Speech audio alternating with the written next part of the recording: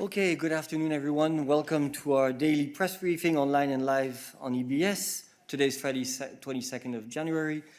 I'm very honored to be speaking after my good friend Maria, who gave you a very detailed explanation of the comprehensive agreement investment with China. We will now move on to other issues. Let me share with you, like every Friday, the agenda of the President for the coming week. On Tuesday morning, the President will deliver a special address at the virtual Davos Agenda Week during a session that focuses on the state of the world. On Wednesday morning, she will chair the college meeting and later the meeting of the steering board of the Recovery and Resilience Task Force. Finally, on Thursday, the President will participate in a webinar on Urban Future with a Purpose, which is organized by Mrs. Lidia Pereira, MEP. Puis aujourd'hui, les ministres de l'Éducation des États membres se réunissent en vidéoconférence informelle. Les ministres discuteront du rôle de l'éducation et de la formation professionnelle dans la mise en œuvre du socle européen des droits sociaux et du rôle de l'éducation dans la réponse à la pandémie. Cette réunion s'inscrit dans la préparation du sommet social qui aura lieu à Porto le 7 mai et qui est organisé de manière conjointe par la Commission et la présidence portugaise du Conseil. La Commission sera représentée par la commissaire Maria Gabriel et le commissaire Nicolas Schmit. Ils participeront tous deux à la conférence de presse qui est prévue à la fin de la réunion aux alentours de 14 heures. C'est tout pour nos annonces. Pour des raisons d'agenda, nous terminerons ce midday à 12h50 au plus tard, mais nous resterons bien entendu à votre disposition dans l'après-midi, comme d'habitude. Et avec ceci, nous pouvons passer à vos questions et je passe immédiatement la parole à Sandor.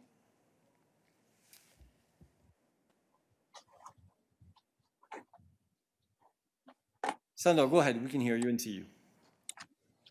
Okay, so the question is, Hungary just signed a contract with Russia to purchase 2 million doses of the Sputnik vaccine. I know we talked about this extensively, but I would like to ask you, what does it mean for the common European vaccination strategy? Thank you. A question for Stefan. Thank you very much, Sander. You're right, we have talked about this already extensively in the context of this press room. Maybe to remind you that indeed the purpose of our vaccine strategy is to develop, together with the member states, a very diversified portfolio of different vaccines. In that context, you know that parallel negotiations with vaccine companies with whom we already have contracts or with whom we are negotiating contracts are not admitted. It is, however, possible for member states, if they wish to do so, to start negotiations or even sign contracts with vaccine developers that develop vaccines that fall out of the scope of our vaccine strategy. Last thing, however, I would like to add is that what is important in our vaccine strategy is not just the delivery of, or rather the establishment of a diversified portfolio, but also to ensure that the vaccines that we have purchased through our vaccine portfolio has the necessary guarantees of safety and effectiveness, which is why we always insist on the importance of having these vaccines thoroughly assessed by the European Medicines Agency. Thank you.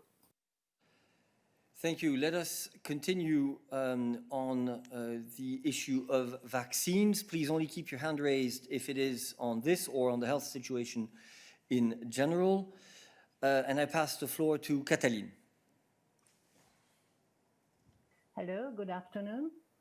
My question is on the German vaccine strategy. Germany has offered support in approving Russia's Sputnik 5 vaccine in the European Union. What is the Commission's position on that? Thank you very much.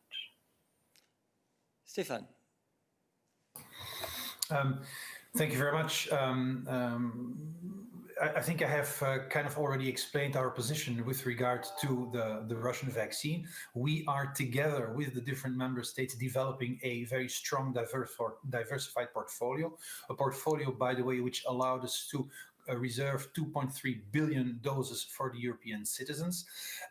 We expect member states, on the basis of our strategy, which is a strong political and legal framework, to work on this together. But member states, if they wish to do so, if member states are interested in developing contracts with vaccines which fall outside of our scope, then this is of course allowed under the strategy. Thank you. Yes, perhaps let me add something here. We should distinguish between two things. One is the vaccine strategy that the European Union has put in place. And on this, you will remember, because we've said it here many times, we are acting, the European Union, as an investor in a select number of companies that we have identified as corresponding to a certain number of criteria, and in particular, the chances of success of the vaccine, and secondly, the fact that these vaccines are produced in Europe. And we have allocated funds in the context of these advanced purchase agreements in order to help these companies develop the technology and develop the production, and then sign contracts, delivery orders with the member states. And the member states then pay for the vaccines.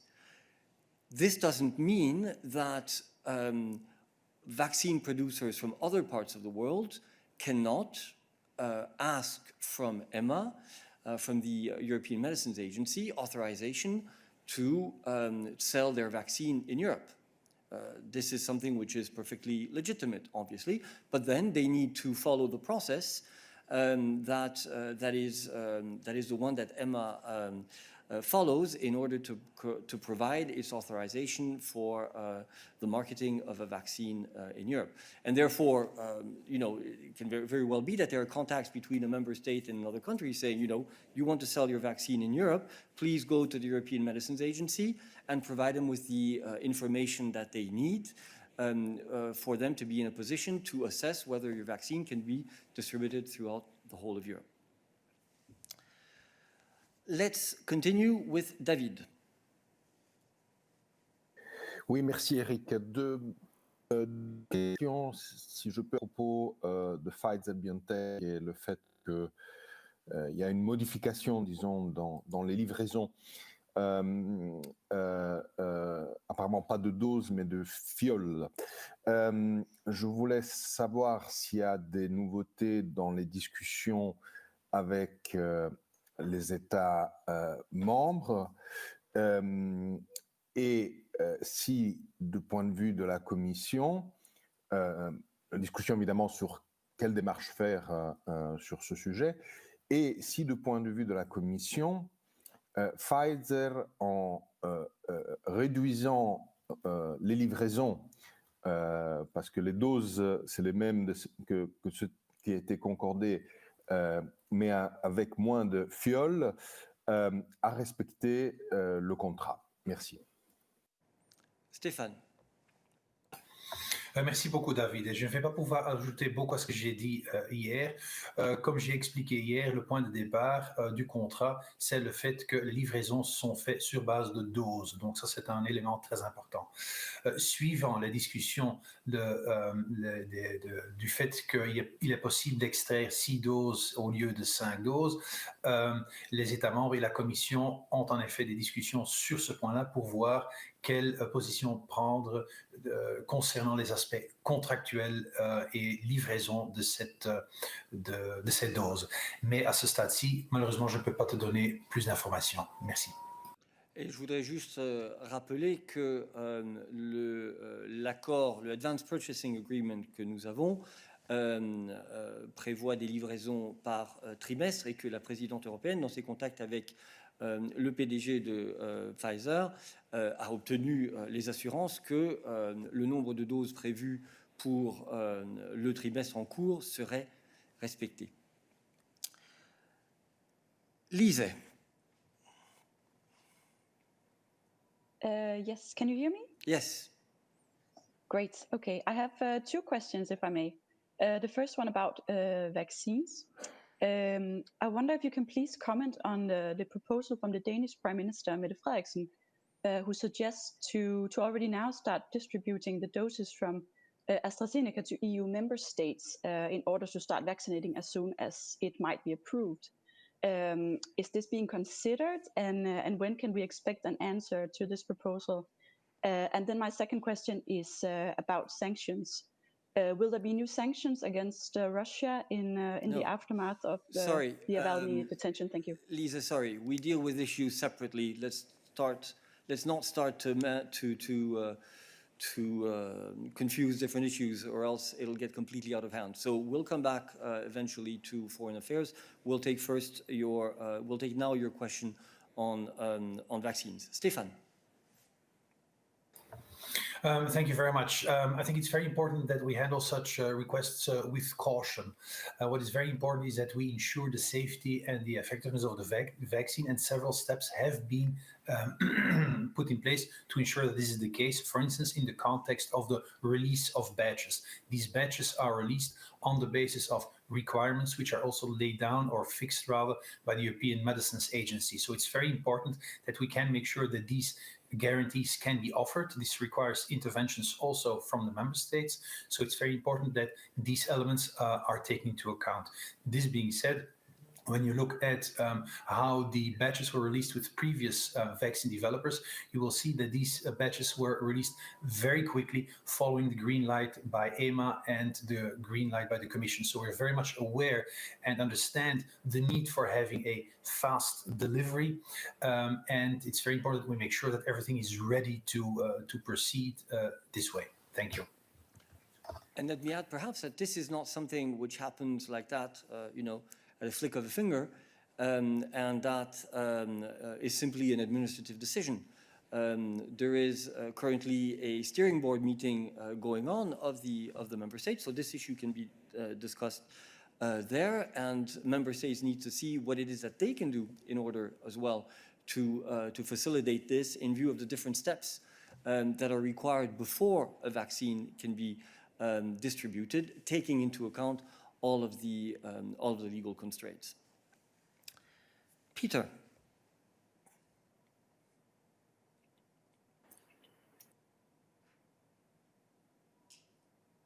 China's gone with the Russia Sputnik vaccine, but also it's given emergency use authorization to the AstraZeneca vaccine. And I wonder what your reaction was to this. I mean, are you concerned that this represents a more serious fragmentation of the unity of the EU approach on vaccine approvals? And also, if I may, as a follow-up to that, what are the implications if you have an unauthorized vaccine, or now in fact 2 unauthorized vaccines circulating in one member state? Is there a risk in the single market of unauthorized products leaking into other member states too? And if there is, what measures are you foreseeing to forestall that? Stefan. Thank you very much. There's 2 questions there. First, as far as the authorization of AstraZeneca is concerned, we have no confirmation from the Hungarian government or its medicines agency of such an emergency authorization of AstraZeneca. However, what I would like to draw your attention to is that the contract between AstraZeneca and the Commission links the distribution of the doses to a centralized authorization. That means to the existence of an authorization by the European Medicines Agency. And so as long as such an authorization by EMA is not granted, the doses cannot be distributed. This was done, as we've explained on several occasions, to ensure the safety, of course, and a robust monitoring of the development and the distribution of the vaccine. With regard to the second question, there you are talking about several elements here. I assume that what you're talking about is about member states that would issue an emergency authorization, so not an authorization through EMA for a vaccine which is not part of the portfolio. The European pharmaceutical legislation provides that when a member state is giving such urgency authorization. This only applies in very strict conditions under very specific criteria, and then the member state is liable for the use that is being made of such vaccines, and it is up to the member state to ensure that such a vaccine is only used on its own territory. Thank you. Thank you. Tommaso.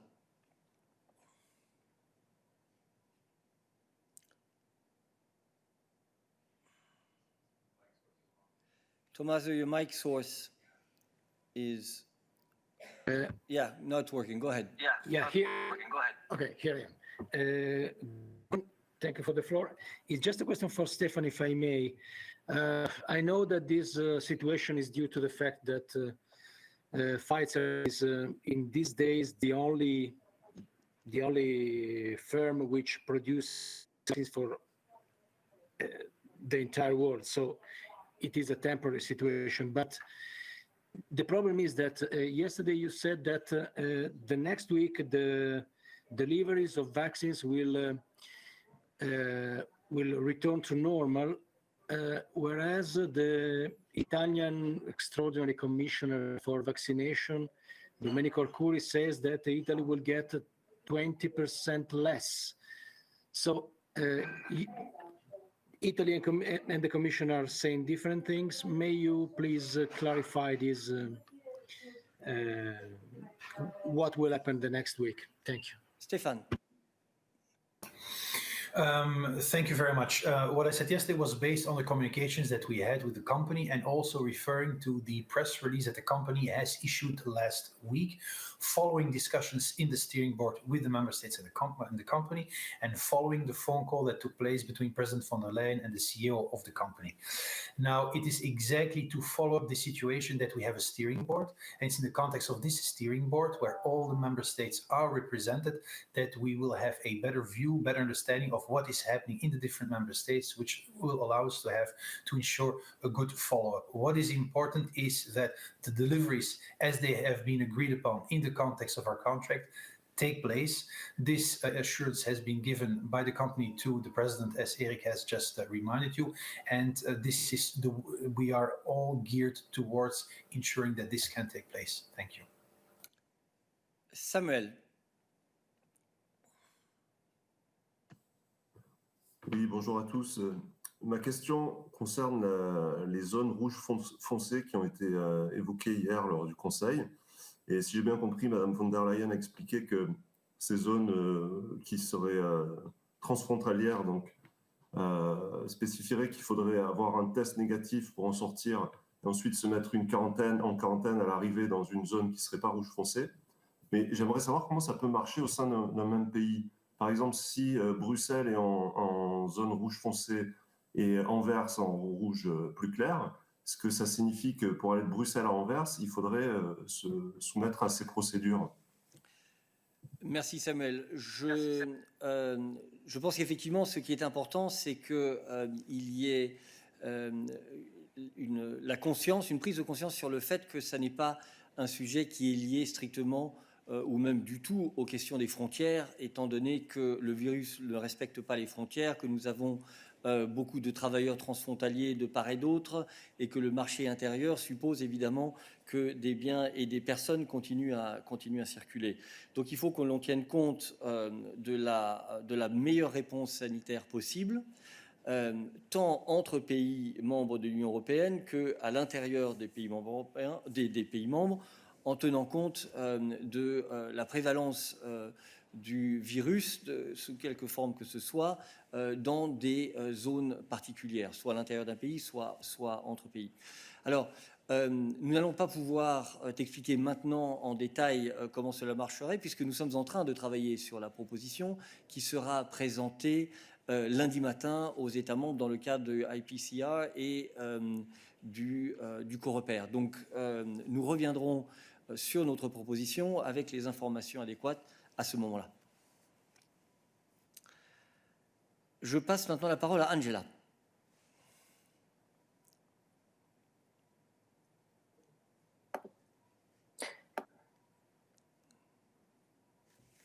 Hello? Yes, go ahead.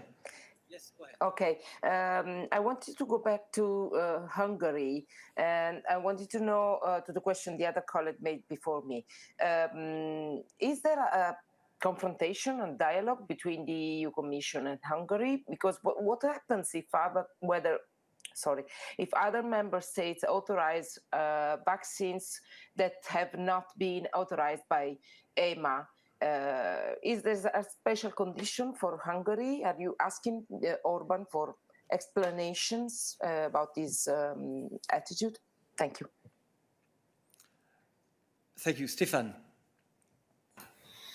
Thank you very much, Angela. Well, we have a steering board in which all the representatives of all the member states are present, and where these discussions are obviously discussed. What I wanted to stress before, and I will maybe explain it here again, issuing a emergency authorization of the AstraZeneca vaccine does not mean that the AstraZeneca vaccine can also be immediately distributed.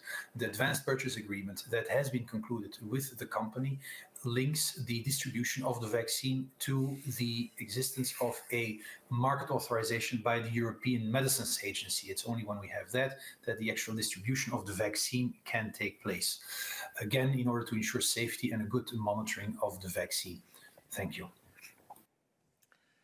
Griselda.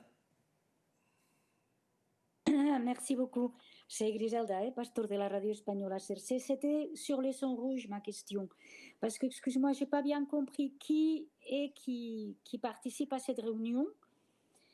Et bon, tu as dit que tu donnerais plus d'informations lundi, mais la proposition, c'est quoi? C'est sur quoi qu'il doit décider? Ça, c'est mon côté pratique. Et puis, j'ai une autre question un peu plus de fond. Parce que j'aimerais savoir toutes les restrictions nouvelles à la circulation qui sont en train d'être étudiées et que chaque État pourra ou non appliquer à partir de ces nouvelles définitions, elles sont nécessaires à cause du changement du virus, parce que les vaccins ne sont pas assez protecteurs, ou elles sont nécessaires parce que les vaccins avancent trop lentement comme processus? Merci. D'accord, merci beaucoup pour tes questions. En ce qui concerne la procédure, donc la Commission va venir avec des propositions concernant deux recommandations qu'elle a faites dans le passé. L'une concernant la liberté de mouvement à l'intérieur de l'Union européenne et l'autre concernant les voyageurs venant de pays tiers. Et donc nous allons proposer une mise à jour de ces deux recommandations pour tenir compte de l'évolution de la pandémie, de l'apparition effectivement de variants du virus et des mesures qui nous semblent devoir être prises, d'une part pour pouvoir répondre de manière forte aux risques que pose l'évolution de la pandémie, et deuxièmement maintenir en même temps le fonctionnement du marché intérieur et la liberté de mouvement, notamment pour les travailleurs essentiels. Donc ça, c'est en ce qui concerne le process. Et ça va être présenté au IPCR, qui est le comité qui réunit les experts des États membres qui vont se pencher sur ces propositions. Et ça sera aussi discuté, je crois comprendre, au sein du COREPER lundi. En ce qui concerne ta deuxième question, je crois que j'y ai répondu en répondant à la première. Ça n'a rien à voir avec la situation en ce qui concerne les vaccins. Ça a à voir avec l'évolution de la pandémie. On voit que la situation épidémiologique en Europe reste difficile. Les vaccins nous offrent bien entendu des perspectives à terme, mais on sait très bien qu'il faut du temps avant que les vaccins aient pu être administrés à une proportion suffisante de la population pour pouvoir représenter une solution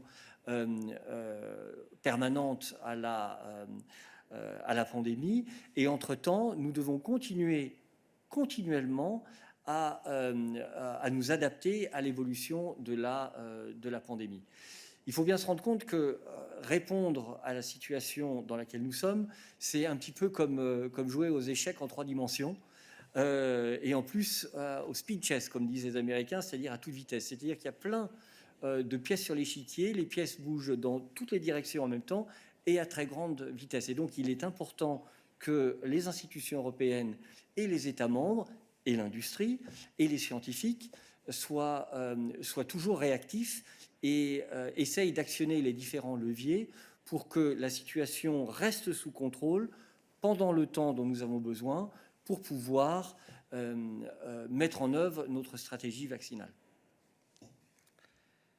Je passe la parole à Francesco. Hello, good morning. Thanks. No, I wanted to go back to the Pfizer, the deliveries. It's not only Italy. There are several European countries that have said yesterday and 2 days ago that Pfizer told them that deliveries for next week will be much smaller than initially forecast, 20, 30%. They're giving numbers publicly. So, Stefan, given that yesterday you told us that next week the situation will return to 100% in terms of deliveries, so will you update your forecast for deliveries given this new information? And also, will you seek clarification with Pfizer about the fact that they are not complying again with a statement they made just last Friday when they told the world that deliveries would be again back to 100% next week? That they are obviously not. So are you seeking clarification with Pfizer about these things? I think I can answer that on behalf of Stefan. Let me reassure you that the Commission is constantly in contact with the manufacturers.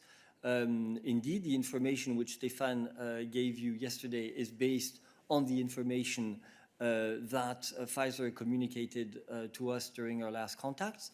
If the situation evolves, and indeed we are aware of the statements that you are referring to, obviously we will seek clarification from the company, as I'm sure are the member states. Let me remind you that in terms of the actual order forms and deliveries, the relationship is between the member states and the companies, and we, the Commission, are supporting the member states in the relationship with the company. But you're absolutely right that we will, of course, continue our contact with BioNTech Pfizer to ensure that we have always the latest information and see what are the next steps that need to be taken based on this. David. Thank you, Eric. Just a quick question. Do you support the Italian government that want to sue Pfizer for the delay? Look, it's member states who sign order forms with the company. It's for them to make the assessment of what needs to be done. We share everybody's objective of getting as many doses of the vaccine as necessary and as foreseen, and we are working with the company in order to achieve this. Our objective is to make sure that we roll out the absolutely massive vaccination program that we have, and that goes way beyond the issue of 1 or 2 weeks, as quickly, efficiently, and effectively as possible. This is not a sprint that we are talking about. This is a long-term race, a marathon, if you wish. There will be bumps on the road. Let me refer back to the question I had, to the answer I gave before. The number of variables that every actor in this game has to master for this to be rolled out effectively is tremendous. And that at a time where the virus continues to mutate and to pose us new challenges. So what is absolutely clear is that we need to remain as cohesive as possible. Remember that the industrial actors with whom we are working also face challenges. Of course, we need to make sure that they respect their contractual commitments. That's absolutely clear. But also we need to be in a dialogue with them to see whether the problems that they identify are justified or not, to take into account that we are making added requests on them. For example, we ordered new doses, and that we have to make sure that ultimately we are in a position to roll out the program to the best, in the best manner possible. That is the objective that the Commission has. Then I have Lorenzo.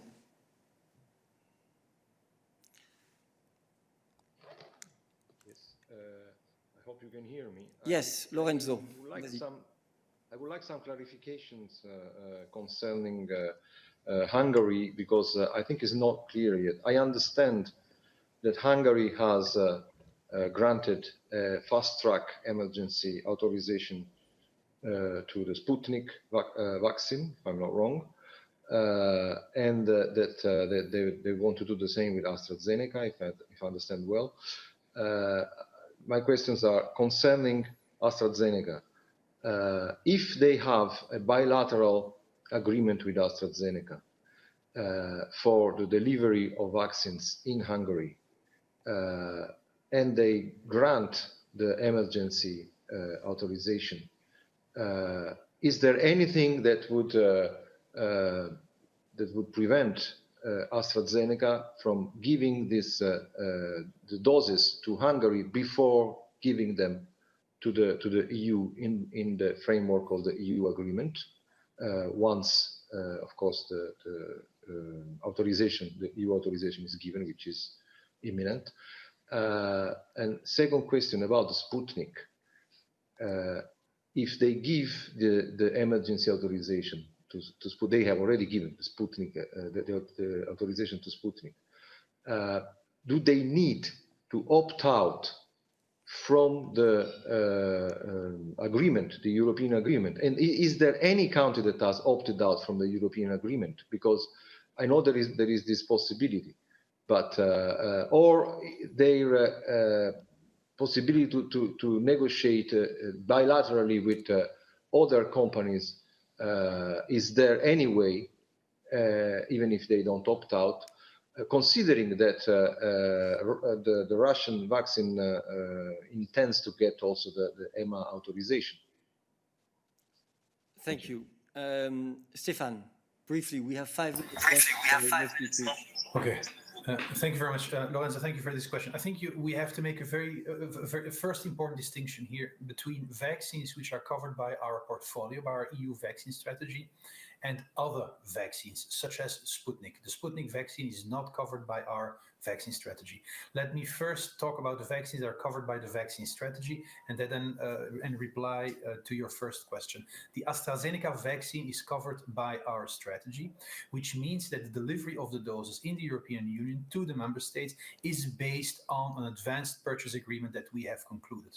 We have done this jointly. This is a common project, and so this is also why this is very important principle of not having parallel negotiations or bilateral agreements covering this vaccine. You refer to if there is a bilateral agreement on AstraZeneca. We're not aware of such bilateral agreements. The principle is that AstraZeneca is one of the vaccines of our portfolio, and so it is covered by our rules, and it also requires, that's the second important thing, the green light, a positive opinion by the European Medicines Agency. This is very important so that this AstraZeneca vaccine can actually be distributed. So that has to do with vaccines falling under the vaccine strategy. When you're talking about, and by the way, yes, nobody has opted out of any of the contracts that we concluded with vaccine developers of our vaccine strategy. Second group is the group of vaccines which are not covered by our vaccine strategy, such as is the case for Sputnik.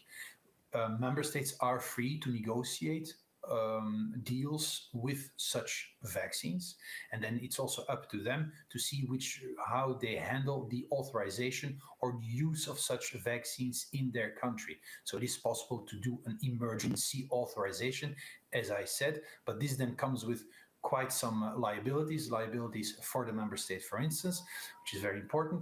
And it also means that this authorization only applies to the territory of the member state. As I said on earlier occasions, the European member states and the Commission have always stressed the importance of having vaccines assessed by the European Medicines Agency, because they have a very thorough framework.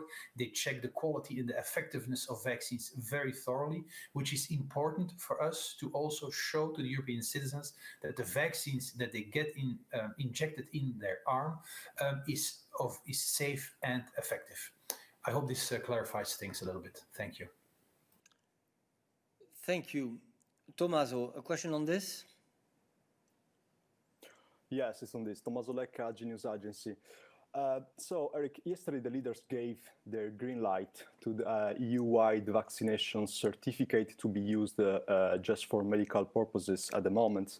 And only at a later stage it will be decided if this certificate will become the so-called passport to travel without restrictions. Now, I know that there is still no proposal on the certificate, but are you in the position to clarify if a person who received the Sputnik 5 or any other vaccine not approved by EMA will receive or not such EU certificate? Thank you.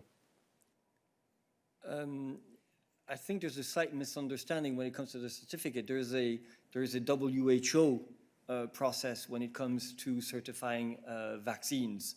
And therefore, what we are saying is that we believe that this WHO certificate booklet that you see can be used as a good tool to provide information as to who has received what vaccine. This is what we have.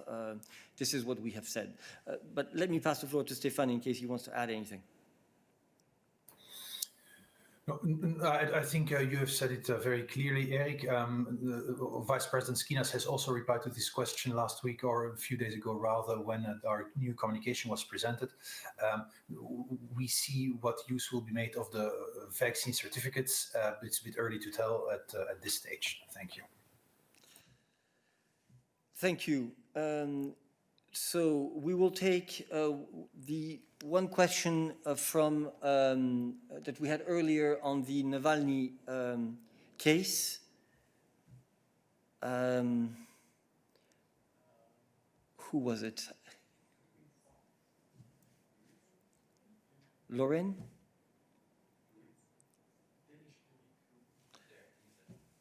Lise, sorry.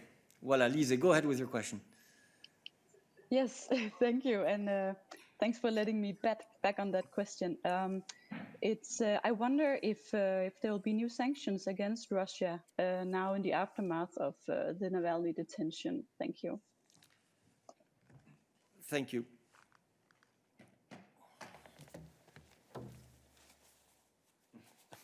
Thanks. While not having a crystal ball to be able to predict what will happen, because the sanctions are usually, always adopted by unanimity among all the EU member states, I can maybe add some elements related to this question. The European Union was very clear in condemning what happened to Mr. Navalny and what is happening actually also to his supporters who are being now detained on a daily basis. The position of the European Union was conveyed also very, very clearly to the counterparts in Russia, both through public statements.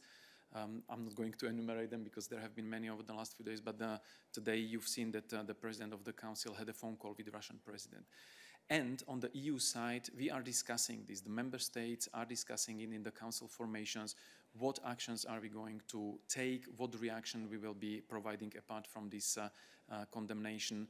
And the next forum, which will be probably most appropriate to have these discussions and take potential decisions, is the Foreign Affairs Council next Monday, when the foreign ministers will be discussing this also among all the other issues. So after Monday, we might get more clarity on whether there is willingness among the member states to go towards the sanctions, or whether there will be any other actions considered.